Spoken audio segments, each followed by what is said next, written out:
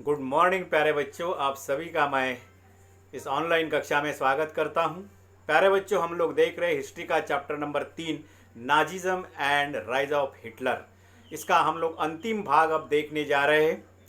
प्यारे बच्चों, आप लोग जानते हैं कि तीसरे भाग में हमने देखा था कि नाजियों का वैश्विक दृष्टिकोण क्या था, उसके बारे में उनके विचार क्या थे और ख़ास तौर पे नस्लवाद के बारे में उनके क्या विचार थे और कैसे उन्होंने ठीक है नस्ल राज्य की स्थापना की थी और उसमें यहूदियों के साथ किस प्रकार से उन्होंने प्रताड़ित किया था। और साथ में जो महत्वपूर्ण बात है, मौत का सिलसिला के 3 चरण हमने देखे थे। अब इस अंतिम भाग में हम लोग देखेंगे नाजियों के युवाओं के बारे में क्या विचार थे, कैसे उन्होंने अपने युवाओं को, बच्चों को नाजी विचारों से प्रभावित करने के लिए प्रयास किए, उपाय किए, उनको देखेंगे हम लोग। उसके बाद में हम लोग देखेंगे कि किस प्रकार से नाजियों के महिलाओं के बारे में उनके क्या विचार थे और हिटलर ने उसके लिए क्या उपाय किए थे। इन बिंदुओं को हम लोग देखेंगे। तीसरा महत्वपूर्ण बिंदु देखेंगे कि नाजियों की जो प्रचार तंत्र था, प्रचार कला के बारे में, कि किस प्रकार से नाजियों ने, हिटलर ने अपने प्रचार तंत्र के जरिए, प्रभावी व धुआंधार प्रचार तंत्र के जरिए कैसे जर्मन वासियों को उन्होंने नाजी विचारों की ओर प्रभावित किया था और साथ में उसके लिए कौन कौन से तरीके अपनाए गए थे, उन बिंदुओं को भी हम लोग देखेंगे। और अंत में हम लोग देखेंगे कि आम जनता के बारे में, नाजियों के बारे में क्या सोच थी, उसमें कैसे 3 वर्ग के अलग अलग लोग सोच थी, वो हम लोग देखेंगे। और लास्ट में ये हिटलर द्वारा या नाजियों द्वारा जर्मनी में किए गए इस महाध्वंस की कुछ जानकारियों को हम लोग देखेंगे। तो शुरू करते हैं प्यारे बच्चों। सबसे पहले युवाओं के बारे में इनकी सोच।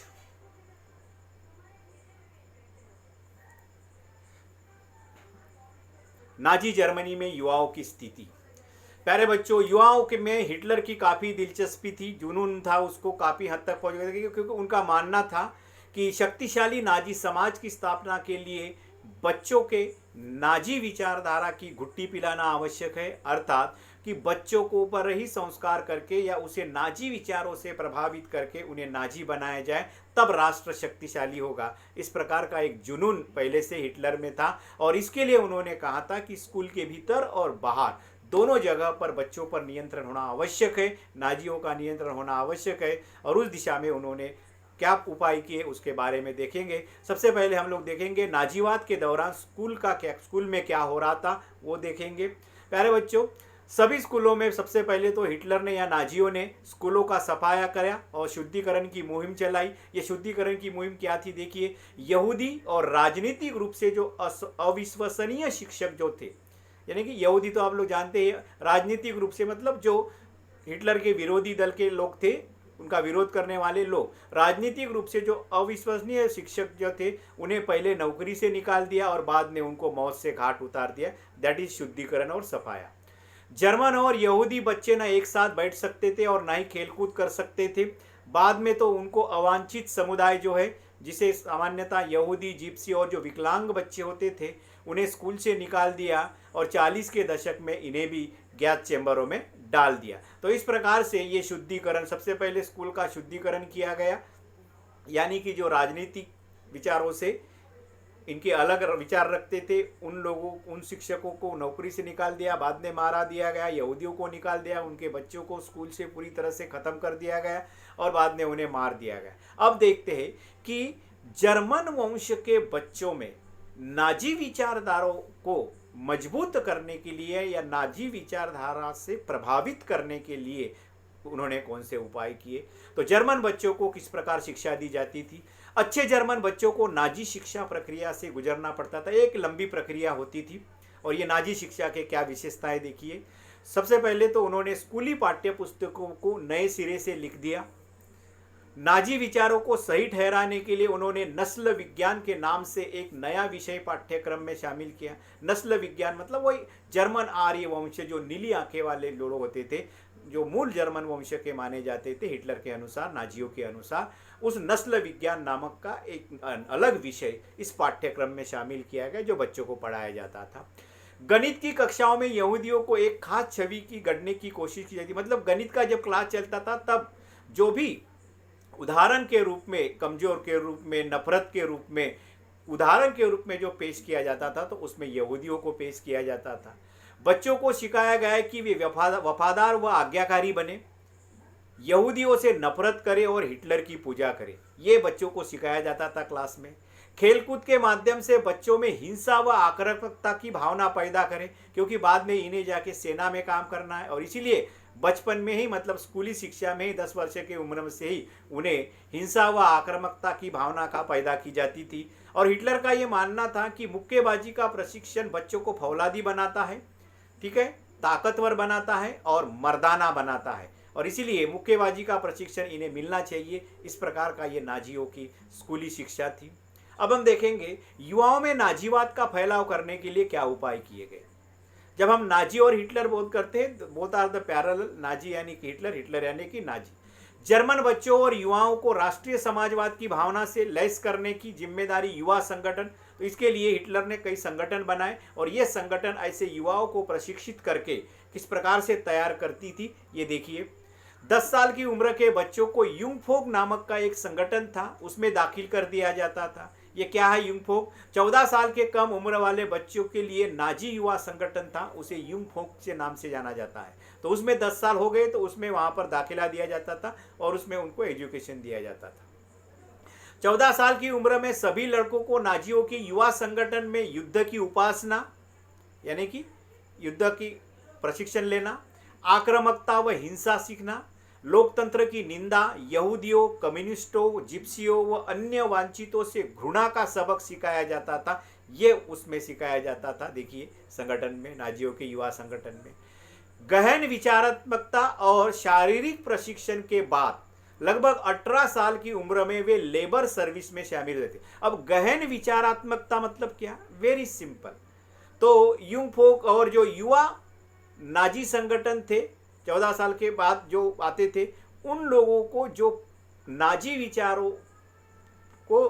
विचारों से जो प्रभावित किया जाता था, जागरूक किया जाता था, जैसे युद्ध की उपासना करना, आक्रामकता, लोकतंत्र की निंदा, यहूदी, कम्युनिस्टों, जिप्सियों को, वांछितों का पूरी तरह से घृणा करना, ठीक है, ये जो विचार थे, और कट्टर नाजी बन जाना, दैट इज द गहन विचारात्मकता। और शारीरिक प्रशिक्षण के बाद उन्होंने 18 साल की उम्र में लेबर सर्विस में शामिल हो जाते थे, और उसके बाद में वो सेना में काम करते थे, और बाद में उन्हें किसी न किसी नाजी संगठन की सदस्यता लेनी पड़ती थी। इसके लिए हिटलर ने 1922 में नाजी यूथ लीग का गठन किया। 4 साल बाद उसको उन्होंने नाम बदल के हिटलर यूथ नाम लग दिया। जो सभी जो नाजी लोग थे इसके सदस्य होते थे, कार्यकर्ता होते थे। 1933 तक संगठन में लगभग 12.5 लाख से ज्यादा बच्चे सदस्य हो चुके थे।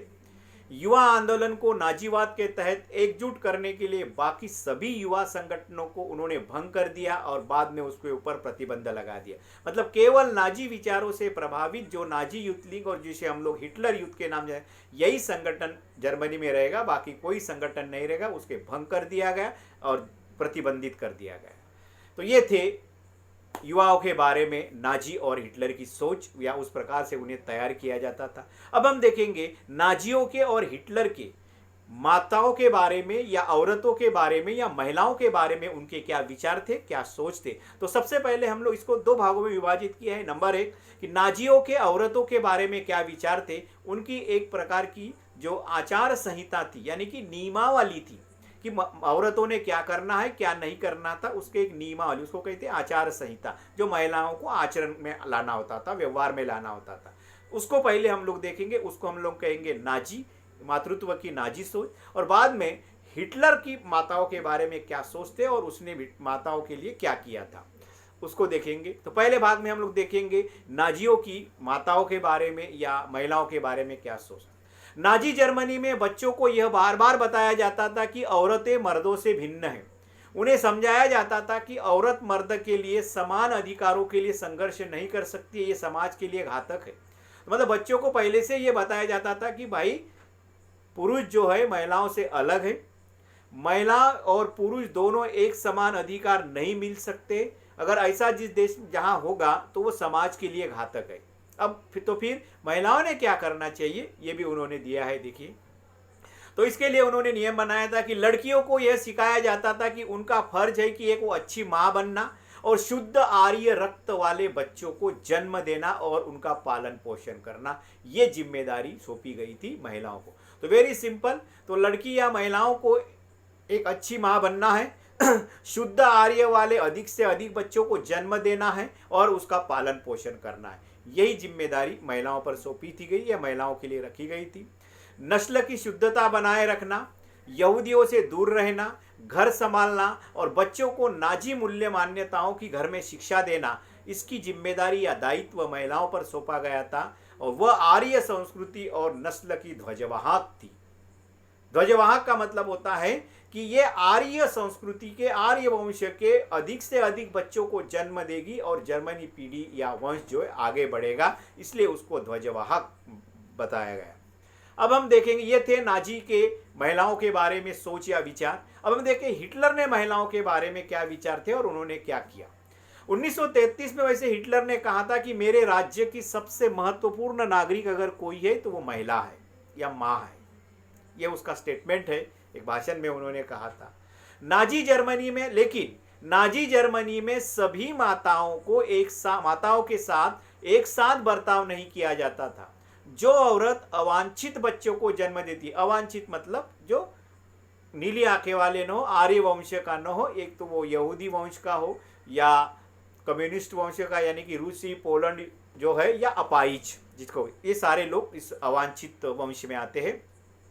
तो जो माताएं अवांछित बच्चों को जन्म देती थी उन्हें दंडित किया जाता था और बाद में उसको मार भी दिया जाता था। जबकि नस्ली तौर पर वांछित दिखने वाले, वांछित मतलब यहाँ पर आर्यन वंश, नीली आंखें वाले, जबकि नस्ली तौर पर वांछित दिखने वाले बच्चों को जन्म देने वाली माताओं को इनाम दिया जाता था। ऐसी माताओं को अस्पताल में विशेष सुविधाएं दी जाती थी, दुकानों में ज़्यादा छूट मिलती थी और थिएटर और रेलगाड़ी के निकट उन्हें सस्ते, ठीक है, टिकट मिलती थी। अपना रेलगाड़ी की टिकट, वहाँ पर निकट हो गया, माफ़ कीजिए, टिकट पढ़ना उसको, थिएटर व रेलगाड़ी के टिकट उन्हें सस्ते में मिलते थे।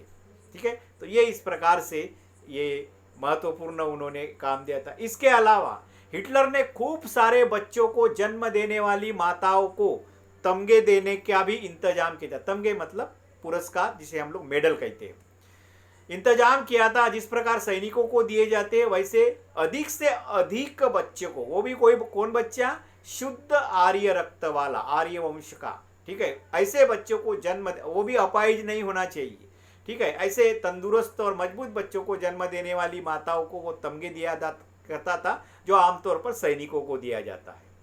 उसमें भी देखिए 3 उन्होंने उसके तमगे रखे थे। 4 बच्चे पैदा करने वाली माँ को वो जो कांस्य मेडल देते थे। 6 बच्चे पैदा करने वाली माँ को वो चांदी का पदक दिया जाता था और 8 या उससे अधिक बच्चे को जन्म देने वाली माताओं को गोल्डन तमगा दिया जाता था, यानी कि गोल्ड मेडल दिया जाता था। इस प्रकार से उन्होंने वो ज़्यादा से ज़्यादा बच्चों देने के लिए एक कार्यक्रम शुरू किया था। तो निर्धारित आचार संहिता का, ये जो ऊपर जो मैंने बताया है सारे, ये निर्धारित आचार संहिता थी। इसका अगर कोई उल्लंघन करने वाली जो माता थी, ठीक है, औरतों की सार्वजनिक रूप से निंदा की जाती थी और उन्हें दंड दिया जाता था। औरतों को गांजा करके, यानी कि केस निकाल के मुंह पर कालिक पोत कर और उनके गले में एक नेम प्लेट यानी कि तख्ती पर कुछ लिखा हुआ शहर में घुमाया जाता था।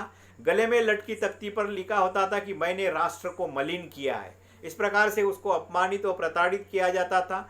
बाद में ऐसी औरतों को जेल डाल दिया जाता था। उसके सारे, अगर कोई पहले कोई सम्मान दिए है, गोल्ड मेडल या कोई सिल्वर मेडल या ब्रांज मेडल मिला है, तो वो सारे जो पुरस्कार है वापस लिए जाते थे सम्मान, और उसे जो है पति व परिवार से भी उसे छीन लिया जाता था। तो इस प्रकार से ये महिलाओं के बारे में हिटलर और नाजियों की सोच थी। अब हम देखेंगे जिस हिटलर को जर्मनी में जो लगभग 1933 से लेकर 1944-45 तक जो एक शासन किया नाजियों ने, उसके पीछे जर्मनी में नाजियों के विस्तार के पीछे अगर किसी की महत्वपूर्ण भूमिका रही थी, वो थी नाजियों की प्रचार कला या नाजियों की प्रचार तंत्र। ठीक है, ये बहुत ही प्रभावी प्रचार तंत्र के कारण ही नाजी जो है अधिकतर लोगों में वो प्रभावशाली हुआ और उसके कारण ही उन्होंने वहाँ पर शासन किया। तो देखते हैं उनकी क्या कलाएं थी। इसमें भी हम लोग दो प्रकार के हम लोग चीज़ें देखेंगे। आमतौर पर नाजी शासन ने जो है भाषा व मीडिया का बड़ी होशियारी से इस्तेमाल किया और उसका ज़बरदस्त फायदा उठाया। तो इस प्रचार कला में इसके दो भाग देखेंगे हम लोग। नंबर एक कि प्रचार कला में इन नाजियों ने कैसे, ठीक है, उनके जो आपराधिक कृत्य के जो शब्द थे, सामान्य शब्द, उनके लिए भ्रामक शब्दों का इस्तेमाल किया और जिसके कारण लोग पूरी तरह से भ्रमित हो गए और उसका पालन करने लगे। नंबर एक ये शब्दों का प्रयोग, यानी कि दैनंदिन जो शब्द है, आमतौर पर बोलचाल वाले जो शब्द है, उन शब्दों का उन्होंने प्रयोग नहीं किया, उसके स्थान पर नए शब्दों का प्रयोग किया और वो शब्द भ्रामक थे। भ्रामक मतलब क्लियर नहीं थे कि उसका सही अर्थ क्या है, उसको सही अर्थ, उसको ऐसे शब्द थे जिसका अर्थ जो है सकारात्मक भी होता था और नकारात्मक भी होता था। तो इसीलिए ऐसे शब्दों का उन्होंने प्रयोग किया ताकि लोग उसका पालन करें, ठीक है, इसलिए भ्रामक शब्दों का प्रयोग किया। नंबर एक प्रचार की कला, और दूसरा मीडिया का उन्होंने कैसा प्रयोग किया, ये दो चीजें हम लोग यहाँ देखेंगे। तो नाजियों ने अपने तौर तरीकों को बयान करने के लिए शब्द बनाए थे, वह न केवल भ्रामक थे बल्कि दिल दहला देने वाले थे। अब क्या थे दिल दहला देने वाले थे, देखिए, जैसे हत्या या मौत का शब्द जो है, हत्या या मौत के शब्द का यह शब्द प्रयोग कभी इस्तेमाल नहीं किया इन्होंने, उसके लिए उन्होंने किया विशेष व्यवहार। अब बताइए विशेष व्यवहार मतलब क्या होता, अच्छा भी हो सकता है बुरा भी हो सकता है। सामान्यतः विशेष व्यवहार, स्पेशल ट्रीटमेंट जब हम कहते थे नहीं यार कुछ अच्छा हो रहा है उसके साथ, लेकिन ये भ्रामक शब्द था। अंतिम समाधान, अंतिम समाधान मतलब क्या होता है, समस्या का समाधान, ये भी होता है। आप लोगों को पता है यहूदियों का समाधान निकालने के लिए शुरू में क्या सिलसिला था वहां पर, कि जो यहूदी अगर वो क्रिश्चियन बन जाता था तो उसे वो लोग माफ कर देते थे और अपने संस्कृति में उसको ढाल देते थे। लेकिन हिटलर ने क्या किया, वो बंद किया कि यहूदियों की समस्या का समाधान किसमें है, अंतिम समाधान में। और ये अंतिम समाधान क्या था, गैस चैम्बर में भेजकर उसे खत्म करना, ठीक है, ये था वो मौत का सिलसिला, ठीक है। तो इस अभी अंतिम समाधान ये शब्द जो है ये पूरी रूप से स्पष्ट नहीं होता है कि ये किसी लोगों को मारने जा रहा है, इसलिए ये भ्रामक शब्द थे, ठीक है। तो कभी उन्होंने हत्या करना या कभी मौत उसको दे देना, ऐसे शब्द उसके साथ विशेष व्यवहार किया जाए, उन्हें अंतिम समाधान के लिए भेजा जाए, बस यही शब्द प्रयोग। इसलिए लोगों को समझ में नहीं आता था कि भाई ये कुछ तो उपाय कर रहा है, ऐसा होता था। विकलांगों के लिए उन्होंने यूथनेजिया तथा चयन और संक्रमण मुक्ति, जो विकलांग बच्चे होते थे शारीरिक रूप से कमजोर, ऐसे लोगों के लिए यूथनेजिया और चयन और संक्रमण मुक्त करना है। मतलब ये देश के लिए हानिकारक है, ये देश को कमजोर करने वाले, कोई फायदे की चीज नहीं है ये कमजोर बच्चे या अपाहिज बच्चे, इसको खत्म कर देना। इसके गैस चेम्बरों में जब लोगों को ले जाना होता था तो उसके लिए इवैक्यूएशन, जो आमतौर पर हम लोग आजकल जो है हमारा जो ये आपदाएं आती है उस समय ये इवैक्यूएशन शब्द का प्रयोग किया जाता है, खाली कराना, ठीक है।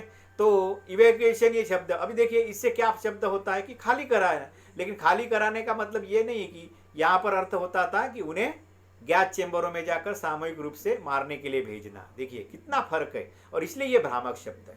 गैस चेम्बर संक्रमण मुक्ति क्षेत्र, ठीक है, संक्रमण मुक्ति क्षेत्र यानी कि गैस चेम्बर कि आपको पूरी तरह से मुक्ति मिलेगी संक्रमण से, मतलब जो बीमारी है, यानी कि जो ये जिप्सी लोग हैं या यहूदी लोग हैं या अपाहिज लोग हैं, इन लोगों से मुक्ति मिलेगी।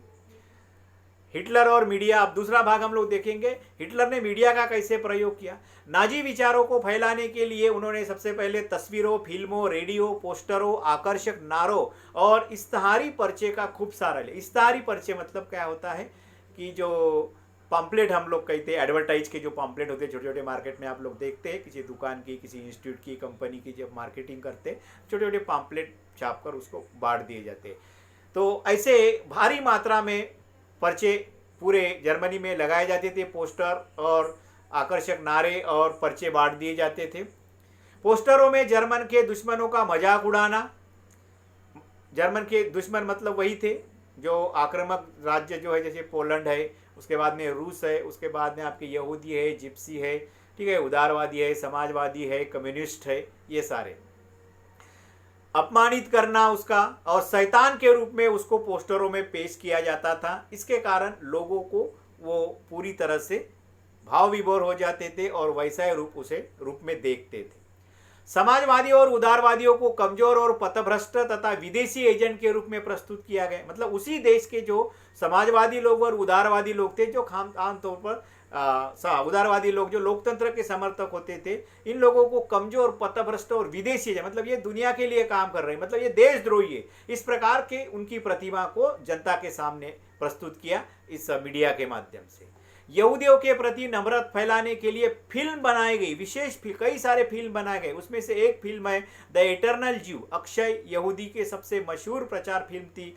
ठीक है, इसका भी काफ़ी लोगों पर प्रभाव हुआ। और इस देखिए, ये जो यहूदी लोग थे, इन यहूदियों को हमेशा केचुआ, चूहा, कीड़े जैसे शब्दों से संबोधित किया जाता था। उनकी चाल ढाल की तुलना कुतरने वाले छछुंदरी जो है जीवों से की जाती है। कुतरने वाली छछुंदरी, ठीक है, इस शब्द का प्रयोग देखिए प्यारे बच्चों, कुतरने वाली छछुंदरी, मतलब ये जो यहूदी लोग हैं, जिसे ये लोग छछुंदरी कहते थे, ये यहूदी लोग जर्मनी को कमजोर कर रहे हैं, ये जर्मनी के दुश्मन है। इस प्रकार से उन्हें पेश किया गया लोगों के सामने। अब इसके परिणाम क्या हुए देखिए प्यारे बच्चों। नाजियों ने प्रचार तंत्र को प्रभावी तरीके से इस्तेमाल करके आबादी के सभी लोगों को आकर्षित करने का प्रयास किया। लोगों को अपनी तरफ आकर्षित करने के लिए नाजियों ने लोगों को ये एहसास दिलाया, मतलब इनका प्रचार इतना प्रभावी था कि एक झूठ भी ये 1000 बार बता देते तो वो सच बन जाता था, ऐसी स्थिति थी। इसी को कहते हैं प्रोपेगेंडा। तो नाजियों ने लोगों को एहसास कराया कि उनकी समस्या का हल केवल नाजी कर सकता है, और इसलिए लोगों का विश्वास वहां पर होने लगा और लोग नाजियों की तरफ आकर्षित होने लगे। आम जनता और मानवता के खिलाफ अपराध। ठीक है, अब ये नाजियों के जो भी कार्यशैली थी, नाजियों की जो प्रचार शैली थी, इस प्रचार शैली का आम जनता पर क्या प्रभाव हुआ, इसमें हम लोग 3 चीजें देखेंगे प्यारे बच्चों। नंबर 1 कि नाजियों द्वारा या हिटलर द्वारा जो प्रभावी प्रचार तंत्र का उपयोग किया गया, उसका जर्मनी के लोगों पर कैसे प्रभावित हुए और वो नाजी बन गए, नंबर 1।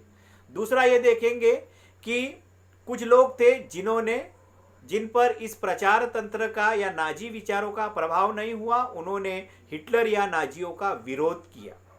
और तीसरे कुछ लोग ऐसे थे जो मुकदर्शक थे, ना उन्होंने हिटलर का विरोध किया, ना ही उन्होंने समर्थन किया।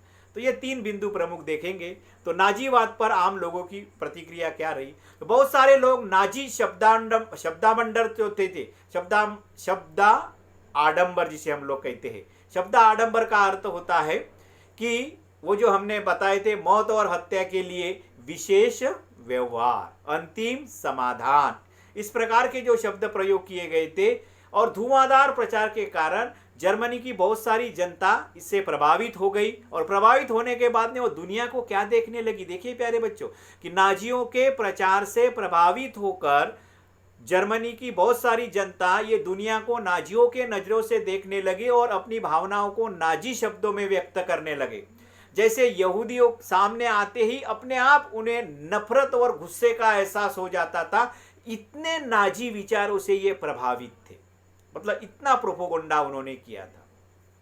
उन्होंने इतना ही नहीं, उन्होंने यहूदियों के घरों पर निशान लगा दिए थे, और जिन पड़ोसियों पर शक होता था उसे पुलिस को सूचित किया जाता था। इस प्रकार से ये लोग थे।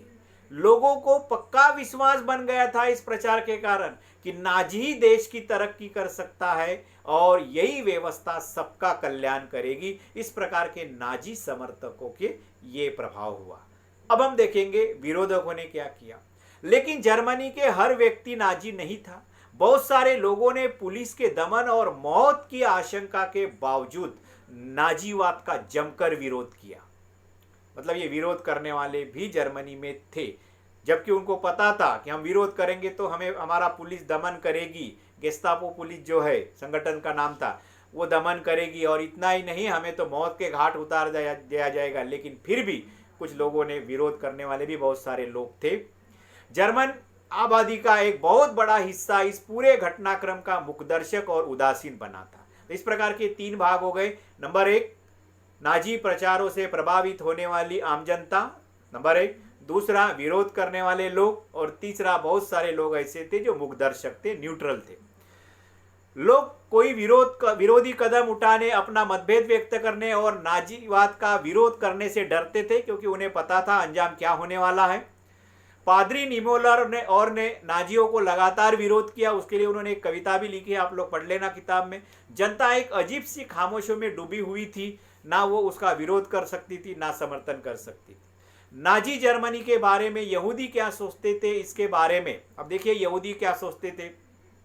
शार्लट बेराट ने एक डायरी लिखी थी और बाद में उसको किताब के रूप में प्रकाशित किया गया, और उस किताब का नाम था थर्ड राइक ऑफ ड्रीम्स। इसमें उन्होंने लिखा है कि एक समय के बाद, देखिए मतलब नाजी के प्रचार तंत्र के कारण स्वयं यहूदी, जबकि यहूदियों को तो वो पहले से ही मारता था, वो दुश्मन मानता था, लेकिन यहूदियों को भी ऐसा लगने लगा कि नाजियों द्वारा जो फैलाई जा रही यहूदियों की जो छवियां थी पोस्टरों पे, वो छवियां जो है वो उन्हें ऐसा एहसास होने लगा कि वो उसके ऊपर यकीन करने लगे कि सही में वो चूहे है, सही में वो कीड़े है, सही में वो छिचुंदर है। मतलब इतना प्रचार, वो वही चीज देख देख के, वही चीज सुन सुन के इनको ऐसा स्वयं ऐसा लगने लगा कि हम वही है।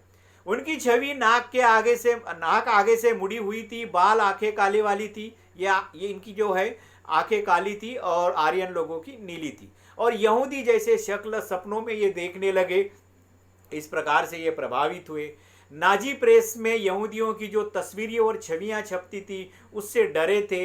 इनके कारण वह गैस चेंबर में जाने से पहले ही दम तोड़ देते। इतना डर और भय और आतंक इन यहूदियों में इन प्रचार तंत्र के कारण नाजियों ने या हिटलर ने बनाया था। लास्ट है कि ये जो नाजियों द्वारा व हिटलर द्वारा जर्मनी में जो ये रक्तपात, अत्याचार, अन्याय और मानवीय नरसंहार किया था, ठीक है, इस सभी पूरे घटनाक्रम को महाध्वंस के नाम से इतिहास में जाना जाता है, जिसको अंग्रेजी में होलोकॉस्ट के बारे में, होलोकॉस्ट का अर्थ होता है कि सामुदायिक रूप से लोगों को अन्याय अत्याचार करके उसको प्रताड़ित करके मारना। ठीक है, तो अब देखते हैं कि ये जानकारियां हमें कैसे मिली है। तो प्यारे बच्चों, वैसे देखा जाए तो जब तक नाजी शासन था 1933 से लेकर लगभग 44-45 तक, तो तब तक तो जर्मनी के अंदर क्या चल रहा है इसकी बहुत ज्यादा जानकारियां विश्व को नहीं पता चली। लेकिन नाजी शासन के आखिरी सालों में उनके तौर तरीकों के बारे में जानकारियां जर्मन के बाहर जाने लगी।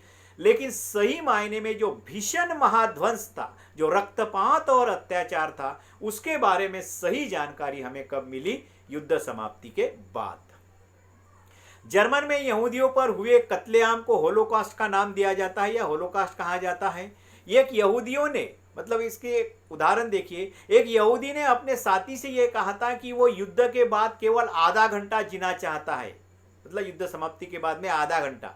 वो उसने ऐसा क्यों कहा? उसका कहने का तात्पर्य ये था कि वह नाजी जर्मनी में क्या क्या हुआ, हिटलर और नाजियों ने कैसे अन्याय अत्याचार और रक्तपात किए, ये वो दुनिया को बताना चाहता है, दुनिया के सामने लाना चाहता है, वो उसका साक्षीदार बनना चाहता है। इस प्रकार का विचार उन्होंने बोल के दिखाया।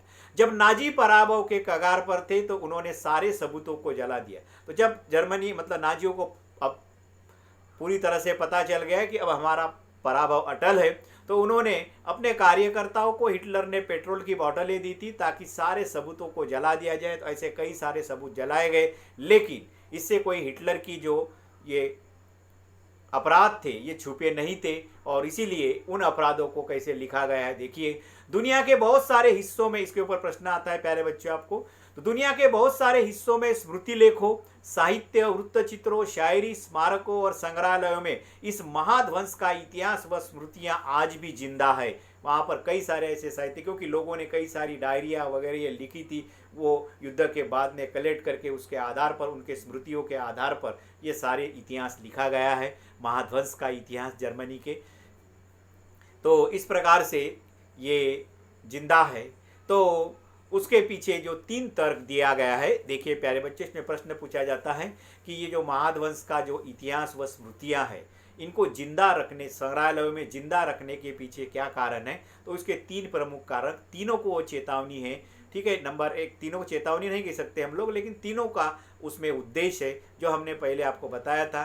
नंबर 1, नाजी विचारों से प्रभावित होकर नाजियों ने जो अत्याचार किए, ऐसे लोग, विरोध करने वाले लोग और मुकदर्शक लोग, उन तीनों लोगों को यहाँ पर बहुत ही सारगर्भित उन्होंने यहाँ पर जिक्र किया है। उसी को हम लोग देखते हैं। तो प्यारे बच्चों, तो ये जो संग्रहालयों में, स्मारकों में जो महाध्वंस का जो इतिहास जिंदा रखा है, इसके पीछे इसका प्रमुख कारण ये है, यह उनके लिए श्रद्धांजलि है जिन्होंने इस बर्बरता का साहसपूर्ण विरोध किया, या उसका विरोध करने के लिए जो साहस दिखाया था, उनके लिए श्रद्धांजलि है, नंबर 1।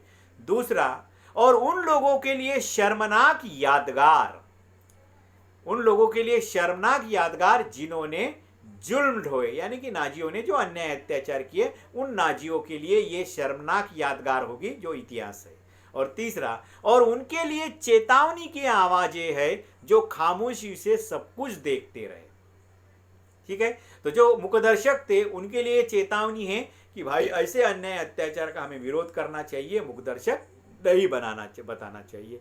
तो कुछ महत्वपूर्ण तिथियां प्यारे बच्चों, यहाँ पर ये चैप्टर हमारा समाप्त हुआ है। 1 अगस्त 1914 को पहला विश्व युद्ध शुरू हुआ। उसके बाद में 9 नवंबर 1918 में जर्मनी ने घुटने टेकने के लिए युद्ध समाप्त हुआ। 9 नवंबर 18 में वहाँ पर वाइमर गणराज्य की स्थापना का ऐलान होता है, वाइमर गणराज्य की स्थापना। और 28 जून 1919 को वर्साई की संधि जो जर्मनी पर थोपी जाती है। बाद में 1933 में हिटलर जो है वहाँ का चांसलर बनाया जाता है। 1 सितंबर 1939 को जर्मन का पोलैंड में घुसना और दूसरे विश्व युद्ध की शुरुआत। 22 जून 1941 में जर्मन सेवाएं सोवियत संघ पर आक्रमण करती है। 23 जून 1941 में यहूदियों का कत्लेआम शुरू। 8 दिसंबर 1941 को अमेरिका में दूसरे विश्व युद्ध में कूद पड़ा जापान के कारण। और 27 जनवरी 1945 को सोवियत फौजें ऑस्विट्ज को मुक्त कराती है, यानी कि जर्मनी को पराभूत करती है। और 8 मई 1945 को मित्र राष्ट्र जो है ये द्वितीय विश्व युद्ध में विजयी होते हैं। इस प्रकार सा ये घटनाक्रम है। यहाँ पर ये चैप्टर समाप्त होता है। प्यारे बच्चों, ये महत्वपूर्ण 10 क्वेश्चन है, आप लोग लिख लेना। तब तक के लिए धन्यवाद। फिर मिलेंगे हम लोग इतिहास के नए चैप्टर के साथ। तब तक के लिए